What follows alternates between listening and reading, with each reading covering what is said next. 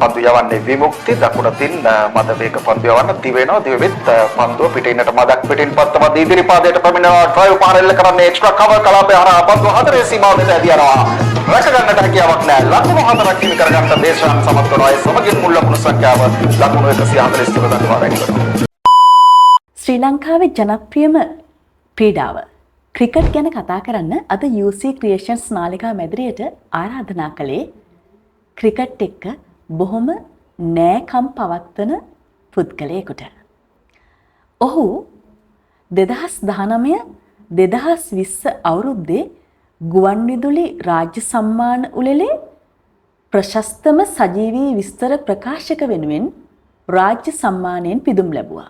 ඒ ගුවන්විදුලි ක්‍රිකට් විස්තර විචාරය වෙනුවෙන්. ඒ වෙන කවුරුත් නෙමෙයි. වජිර කැලුම් පෙරේරා කියලා ඔබ හොඳින්ම දන්නවා. ඉතින් අද අපි ඔහුට එන්න කියලා කිව්වේ ක්‍රිකට් ගැන ටිකක් කතා බහ කරන්න. අපි කතාව මේ විදිහටම පටන් ගමු. සජීවී විස්තර ප්‍රචාරයට සජීවී ක්‍රිකට් විස්තර ප්‍රචාරයට කොහොමද වජිරය යොමු වුනේ? ඒක ටිකක් දිග කතාවක් අයිෂා. දැන් සාමාන්‍යයෙන් අපි ක්‍රිකට් ක්‍රීඩා කරනකොට ක්‍රිකට් ක්‍රීඩාව බලනකොට සහ ක්‍රිකට් ක්‍රීඩා කරනකොට ක්‍රිකට් ක්‍රීඩාව කියන එක යම්කිසි ආකාරයකින් මට දැනෙන්න පටන් ගත්ත ක්‍රීඩාවක් බවට පත් වුණා.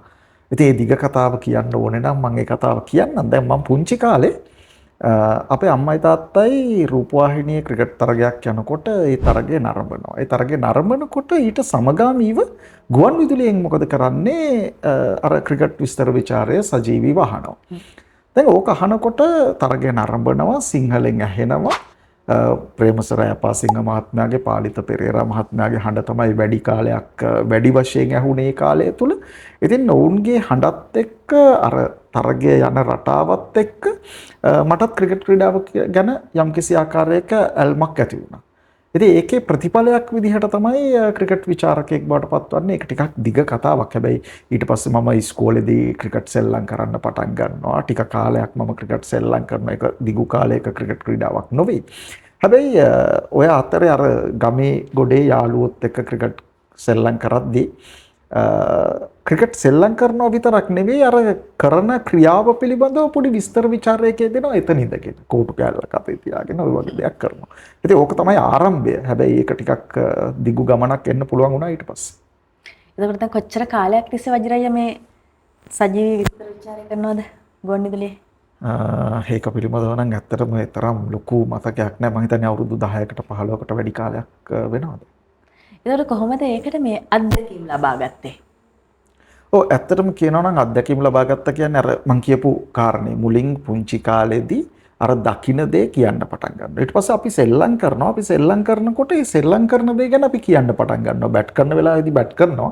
බෝල් කරන වෙලාවේදී බෝල් කරනවා. ඊට පස්සේ මොකද කරන්නේ? යාළුවෝ සෙල්ලම් කරනකොට ඒක කියවන්න පටන් ගන්නවා. ඉතින් ඕ නිසාම බොහොම වෙනස් අත්දැකීම් ඒ කියන්නේ ජීවිතේ පුංචි කාලේ නිවේදන ක්ෂේත්‍රයට පිවිසෙන්න පටන් ගන්නවා ඉස්කෝලේ යන කාලේ සමිති සමාගම් වලදී ඊට පස්සේ කොහොම හරි අර ක්‍රිකට් ක්‍රීඩා කරන්න පටන් ගන්නවා ඉස්කෝලේ පුංචි කාලයක් ඒකත් එක්ක හිතෙනවා ක්‍රිකට් ක්‍රීඩාව ගැන තවදුරටත් අධ්‍යයනය කරන්න ඕනේ කියලා. ඉතින් ඇත්තටම ඉස්කෝලේ යන කාලේ තියෙන අත්දැකීම් ගත්තොත් එහෙම හැම ක්‍රිකට් තරගයක්ම ඒ කාලේ මේ දැන් වර්තමානයේ වගේ ලොකු ක්‍රිකට් තරග ප්‍රමාණයක් නැහැ. ඊටාම සීමා සහිත ක්‍රිකට් තරග ප්‍රමාණයක් තියෙන්නේ. ඉතින් ওই තරග හැම එකක්ම වගේ නරඹනවා. හැම එකක්ම බලනවා. ඒ බලනකොට සමහර වෙලාවට අර ਵਿਚාරයට අහුම්කම් දෙනවා. ගොඩක් වෙලාවට සිංහලෙන් යන ਵਿਚාරයට අහුම්කම් දෙනවා. පසු කාලේ ඉංග්‍රීසි විචාරයට අහුම්කම් දෙන්න පටන් ගන්නවා. එතෙන්දී බොහොම ප්‍රිය හඬක් මගේ හරිත පෙරේරා මහත්මයා.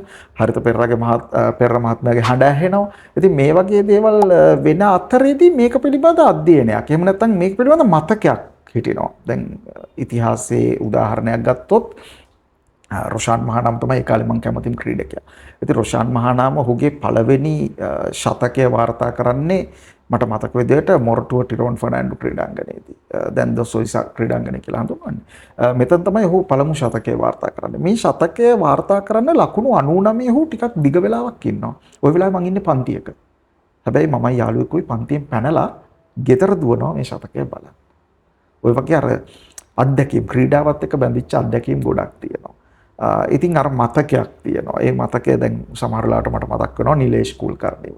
මම තාමත් යාළුවොත් එක්ක කතා කරනකොට මතක් කරනවා. මොකද නිලේෂ් කුල්කර්ණි තමන් යවපු පළවෙනි බෝලෙන් කඩුල්ලක් දවා ගන්න සමත් වෙනවා ඉන්දිය දඟපන්දු යවන්න.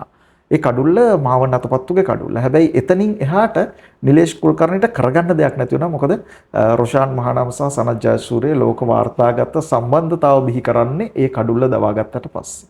ඔය වගේ කරුණු කාරණා රසක් තියෙනවා. ඕවත් එක්ක හරි කැමැත්තක් ඇති වෙනවා. දැන් අර ක්‍රිකට් ගහන්න හැකියාවක් ලැබුණ නැහැ නේ ඉස්කෝලේ සීමා සහිත කාලයක් තමයි ක්‍රිකට් සෙල්ලම් කරන්න ලැබෙන්නේ. ඊට පස්සේ හිතෙනවා මේක ඇතුලේ ඉන්න ඕනේ. ඉතින් ක්‍රිකට් ਵਿਚාරයට යොමු වෙනවා. මතකය ගැන කතා කරානේ. ඒ මතකයත් එක්කම වජිරయ్యේ මතකද සජීවී විස්තර ਵਿਚාරයක් වජිරయ్యා මුලින්ම කරපු දවස. ඒක හරිම අපූර්ව අත්දැකීමක්. මම හිතන්නේ ඒ වන විට ඔබත් මම ක්‍රිකට් ਵਿਚාරය කරපු ආයතනයේ සේවයේ නිරත වෙලා ඉන්න කාලේ මට මතක විදිහට. Time radio. ඔව්. මට පළවෙනි මැච් එක මට හම්බ වෙන්නේ කෙත්තාරාම ජාත්‍යන්තර ක්‍රිකට් ක්‍රීඩාංගණේ. අපි එතනට ගිහිල්ලා තමයි තරගය ਵਿਚාරය කරන්න බලාපොරොත්තු වෙන්නේ. ඒ වෙලාවේ මාව සම්බන්ධ කරලා තියෙන්නේ පාලිත පෙරේරා මහත්මයාත් එක්ක. ඔහු සහ මම තමයි දැන් තරගය ਵਿਚාරය කරන්න ඕනේ. දැන් මේ මගේ පුංචි කාලේ වීරයෝ. ඉතින් ඔහුත් සමග තරගය ਵਿਚාරය කරන්න මම බොහොම කැමැත්තෙන් යනවා. කැමැත්තෙන් යනකොට මට ඇතුල් වෙන්න හම්බ වෙන්නේ නැහැ ග්‍රවුන්ඩ් එකට. ඒකට හේතුව මට නිල හැඳුනුම්පත ඇවිල්ලා නැහැ. ඉතින් මමත් එතනට වෙලා ඉන්නවා. මමත් ඇතුළට යන්නේ නැහැ. හැබැයි මට යෝජනාවක් එනවා මේ ඔයා ඇතුළට යන්න. ඇතුළට ගියාට පස්සේ මම කියනවා නෑ මම යන්නේ නැහැ. මට හැඳුනුම්පත දුන්නොත් විතරයි මම යන්නේ. ඊට පස්සේ ඔක ටිකක් දිග කතාවක් බවට පරිවර්තන වෙනවා. මම කරන වැඩේ ටිකක් බලාගෙන ඉඳලා මම යනවා යන්න. මම ਵਿਚාරය කරන්නේ නැහැ. මම යනවා එතනින්. මම ගිහිල්ලා මම එදා බස් එකේ ගියේ. මම බස් එකේ නැගලා එනකොට මට ඒ ආයතනයේ ප්‍රධානියාගේ කාර්යාලයෙන් ඇමතුමක් එනවා. ඒ ඇමතුම එනකොට මම ඇමතුමට ප්‍රතිචාර දක්වනවා. මට කියනවා මේ වහාම ඇවිල්ලා මේ ප්‍රධානියව හම්බ වෙන්න කියලා. මම කියනවා මම එන්නේ නැහැ දැන් කියලා. හැබැයි තව වතාවක් මට ඇමතුමක් එනවා. ඒ පාර මම යනවා ආපහු බස් එකෙන් බැලලා මම ආපහු ප්‍රධානිය හම්බ වෙන්න යනවා. ගියාම මම දොර අරගෙන ගියාම මගේ මූණ දිහා බලලා ඔයාද මේ දාලා ගියේ? හරි ඊළඟ එකේ හිඳන් හරියට කරන්න කියලා මම ආපහු යවනවා. ඒ තමයි මගේ පළවෙනි ਵਿਚාරයට මම ගියපු දවස. ඊට පස්සේ මට මතක නෑ මම කලේ කොයිකද කියලා. මොකද ඊට පස්සේ තරග ගන්නවක ਵਿਚාරයන් කරන්න මට හම්බුණා. ඒ නිසා මේ අර පළමු ਵਿਚාරයට ගියපු දවස අමතක වෙන්නේ නෑ. මොකද එදා තමයි මට පාලිත පෙරේරා මහත්මයාත් එක්ක තරගයක් ਵਿਚාරය කරන්න අවස්ථාවක් තිබුණේ. ඒ අවස්ථාවේ එතනින් පස්සේ මට අද වෙනතුරු ලැබුණේ නෑ. ඒකත් හරි පුදුම දවසක් නේද? ඒක පුදුම දවසක් විදිහට වජිරయ్యගේ ජීවිතේ අමතක නොවන දවසක් බවට පත් වෙලා තියෙනවා. වජිරయ్య කිව්වා එදා මම ගියේ ග්‍රවුන්ඩ් එකට කියලා. මම දැකලා තියෙනවා අපි ගුවන්විදුලි සංස්ථාවේ ටයිම් රේඩියෝ මැදිරි ඉන්නකොට වජිරయ్యලා ටීවී එක දිහා බලාගෙන තමයි සජීවී විස්තර ਵਿਚාරය කළේ. වජිරయ్య ඇත්තටම ලේසි ටීවී එක දිහා බලාගෙන විස්තර ਵਿਚාරය කරන එකද ග්‍රවුන්ඩ් එකේ ඉඳන් එතන ඉඳන් විස්තර ਵਿਚාරය කරන එකද? දැන් ඔය දෙක අතර පැහැදිලි වෙනසක් තියෙනවා. පැහැදිලි වෙනසක් කියන්නේ දැන් පළවෙනි කාරණේ තමයි ග්‍රවුන්ඩ් එකේ ඉඳන් තරගයක් ਵਿਚාරය කරද්දී ඒ පිට්ටනියේ සිද්ධ වෙන හැමදේම අපිට පේනවා. හැබැයි එතනදී ලැබෙන දත්ත ප්‍රමාණය ටිකක් අඩුයි රූපවාහිනියට සාපේක්ෂව. දැන් රූපවාහිනියෙන් අපි තරගයක් නරඹනකොට පිටිකරුවන්ගේ ලකුණු සමස්තය මේ සියල්ල ඉතා පැහැදිලිව ග්‍රහණය කරගන්න පුළුවන් තැනක තියෙනවා. හැබැයි තරගයක් ග්‍රවුන්ඩ් එකේ ඉඳන් අපි විස්තර ਵਿਚාරය කරද්දී ඒ තොරතුරු ටික අපි ගන්න ඕනේ නැවතත් රූපවාහිනී තිරයක් මගින්. එතකොට අපි ග්‍රවුන්ඩ් එකේ ඉන්නකොට අපි ග්‍රවුන්ඩ් එකක් දකිනවා රූපවාහිනී තිරයක් දකිනවා. මෙන්න මේ දෙකම දකිනවා. මේ දෙකම දකින නිසා මේ අර විචිත්‍රවත් ස්වභාවය වැඩි. ඒ කියන්නේ තරගයේ සිද්ධ වෙන සෑම ක්‍රියාවක්ම ග්‍රාහකයාට ගෙන යන්න පුළුවන් ගුවන්විදුලි විස්තර ਵਿਚාරයේදී ක්‍රිකට් පිටියේ ඉන්නවා නම්. මොකද එතනට අපි විස්තර ਵਿਚාරය කරන කුටියට මුළු ග්‍රවුන්ඩ් එකම ඉතාම හොඳට පේනවා. එතකොට ටිකක් උඩින් අපි උඩ ඉඳන් පහළට බලනකොට පන්දුව යන ආකාරය බොහොම පැහැදිලිව පේනවා. දැන් රූපවාහිනියේ අපි තරගය බලද්දී රූපවාහිනිය බලාගෙන ਵਿਚාරය කරද්දී පන්දුව යනවා පෙන්නනවා. හැබැයි පන්දුව යන කලාපය හරියට අපිට හිතා ගන්න බෑ. මොකද අර පාරත් එක්ක තමයි එතකොට අපි තීරණය කරන්නේ. කියන්නේ ග්ලාන්ස් එකක් නම් ග්ලාන්ස් එකකදී පන්දුව යන්නේ මෙන්න මේ පැත්තට. ඉස්සරහට ගහන ඩ්‍රයිව් එකක් නම් පන්දු යන්නේ මේ පැත්තට. අපි එහෙම හිතලා සහ ඒ අවබෝධයේ යන ආකාරය පොඩ්ඩක් බලලා කියන්න පුළුවන්. හැබැයි ග්‍රවුන්ඩ් එකේදී බොහොම පැහැදිලිව පේනවා දැන් සමහර වෙලාවට ඩ්‍රයිව් එකක් ගහන්නේ ඩ්‍රයිව් එක ගවම පිත්තේ කොනක වැදින පන්දුවක් වෙන පැත්තකට යන්න පුළුවන්. ඉතින් ඒක අපිට බොහොම පැහැදිලිව ග්‍රවුන්ඩ් එකේදී පේනවා. ඒ නිසා මම වඩා කැමති ග්‍රවුන්ඩ් එකේ ඉඳන් තරගයක් විචාරය කරන්න. සහ ඒ වගේම ප්‍රේක්ෂකයන්ගේ හැසිරීම අපිට ඉතාම හොඳට පේනවා. පිටියේ සිද්ධ වෙන සියලු දේවල් පේනවා. හැබැයි අතනදී වෙන්නේ රූපවාහිනියේදී වෙන්නේ රූපරාමු කිහිපයක් බලාගෙන තමයි අපි විස්තර විචාරය යෙදෙන්නේ. ඒ නිසා වඩාත් හොඳ ක්‍රමය මා වඩාත් කැමති ක්‍රමය ක්‍රීඩා පිටියේ ඉඳන් විස්තර විචාරය කරනවා. මං හිතන්නේ වජිරය මේ වෙනකොට බර ගානක් ක්‍රිකට් විස්තර විචාරය සපයලා ඇති. ඉතින් මං හරි ආසයි දැනගන්න කොහොමද මේකට සූදානම් වෙන්නේ? දැන් ඕනම දෙයකට පෙර සූදානමක් ඕනේ. පෙර සූදානම කොහොමද? මානසිකත්වය පවත්වා ගන්න කොහොමද? එතකොට ඒකෙදි හඬ පාලනය කරන්නේ කොහොමද? මේ වගේ කරුණු සම්බන්ධයෙන්ුත් වජිරයකින් දැනගන්න ආසයි. ඇත්තටම ගත්තොත් පූර්ව වශයෙන් සූදානම් වෙනවා දැන්. මම නම් සූදානම් වෙනවා.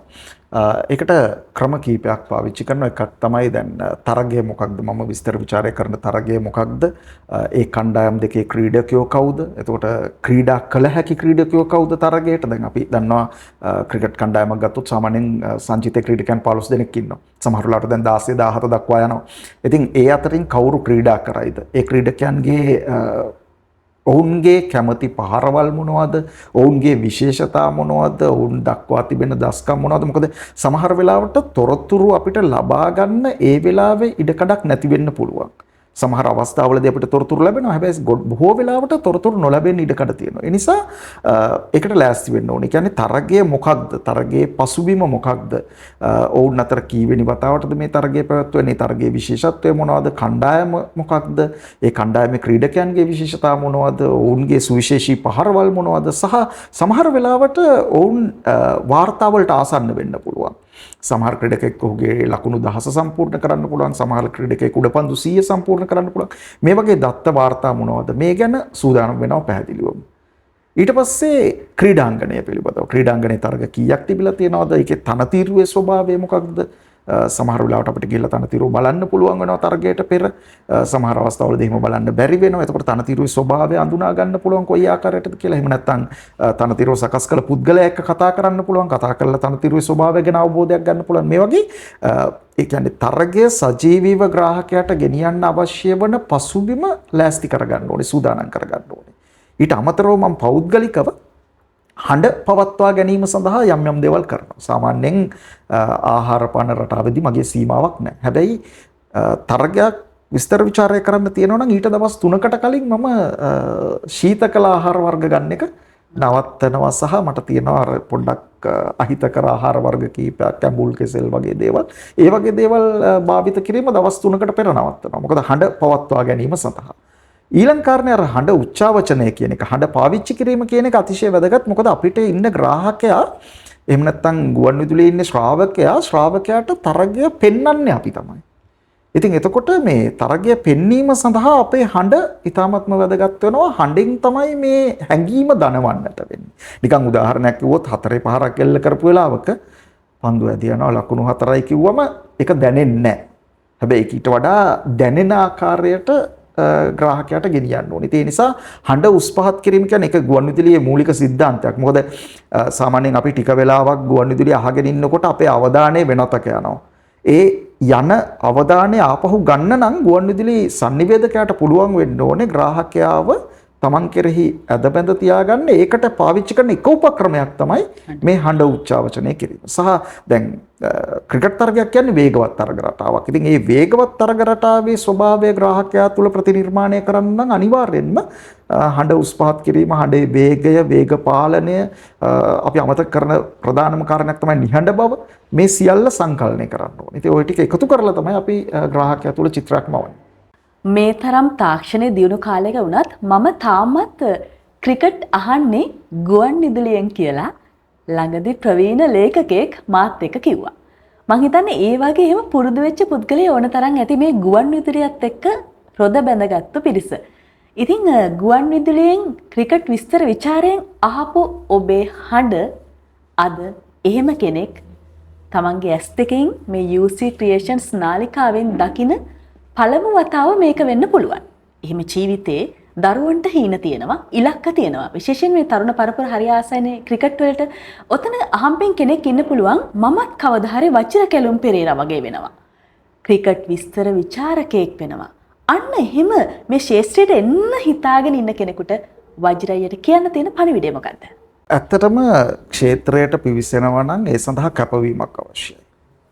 මම කියන්නේ හැම විටම යම් ඕනම ක්ෂේත්‍රයකට මේක ක්‍රිකට් විචාරයට නෙවෙයි ඕනම තැනකට එළඹෙනකොට පිවිසෙනකොට ඒ පිළිබඳ අත්දැකීම එහෙම නැත්නම් ඒ පිළිබඳ අධ්‍යයනයක් අවශ්‍යයි පළවෙනි කාරණේ. මූලික සිද්ධාන්ත තියෙනවා. දැන් ගුවන්විදුලි සංනිවේදකයෙක් එහෙම නැත්නම් ක්‍රීඩා විස්තර විචාරකයෙක් වෙනකොට එයා අධ්‍යයනය කළ යුතු මූලික සිද්ධාන්ත ටිකක් තියෙනවා.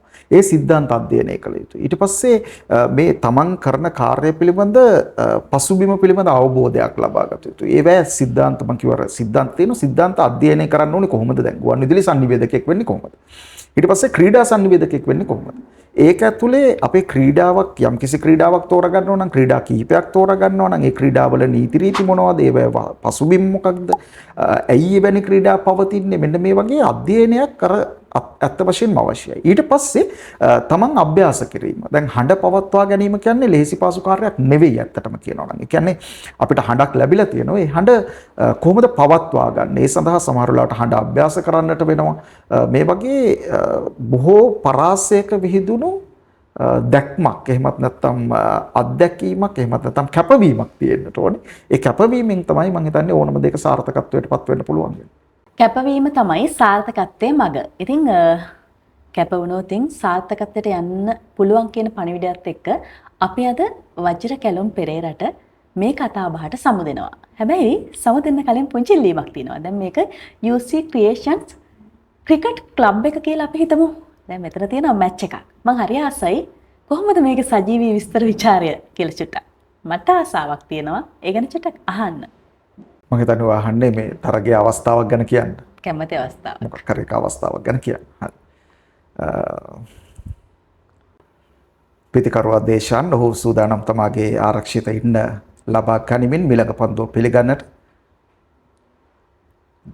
පන්දු යවන්නේ විමුක්ති දකුණතින් මද වේග පන්දු යවන්න දිවෙනවා දිවෙත් පන්දුව පිටින්නට මදක් පිටින් පත්තවද ඉදිරිපාදයට පැමිණෙනවා ඩ්‍රයිව් පහර එල්ල කරන්නේ එක්ස්ට්‍රා කවර් කලාපය හරහා පන්දුව හතරේ සීමාව වෙත ඇදී යනවා රැක ගන්නට හැකියාවක් නැහැ ලකුණු හතරක් හිමි කර ගන්නට දේශාන් සමත් වෙනවා ඒ සමගින් මුල් ලකුණු සංඛ්‍යාව ලකුණු 143 දක්වා වැඩි වෙනවා